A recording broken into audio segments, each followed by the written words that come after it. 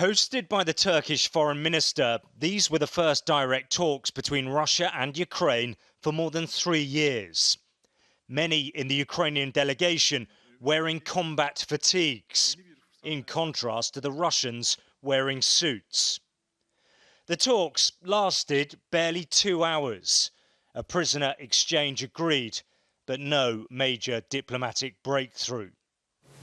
In the coming days, a large-scale prisoner exchange will take place, 1,000 people for 1,000 people. Secondly, the Ukrainian side has requested direct talks between the heads of state. We've taken this request under advisement. President Zelensky, who'd hoped to meet with Vladimir Putin, instead ended up in the Albanian capital Tirana for a meeting of European leaders.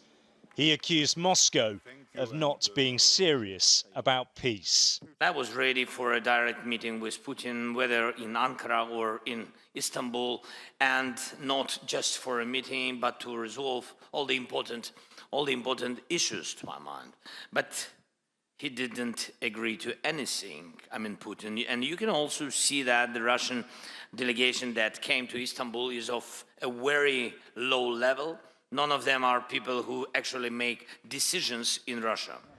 The talks at the lavish Dolmabahce Palace back in Istanbul were, though, symbolically important and could set the stage for more diplomacy. At the centre of all of this is the question of international willpower, and in particular that of the United States. The advancement of any meaningful peace process may now rest on how willing Donald Trump is to remain engaged. The Russian president, who'd stayed away in Moscow, was, according to his spokesman, getting minute-by-minute updates. He, it appears, is holding out for a bigger diplomatic meeting involving the US president. And Donald Trump, as he left the Middle East, told reporters that a bilateral to solve the conflict may be on the cards. But this round of talks in Istanbul has exposed the gulf that exists between Ukraine and Russia. And without major concessions, peace remains distant.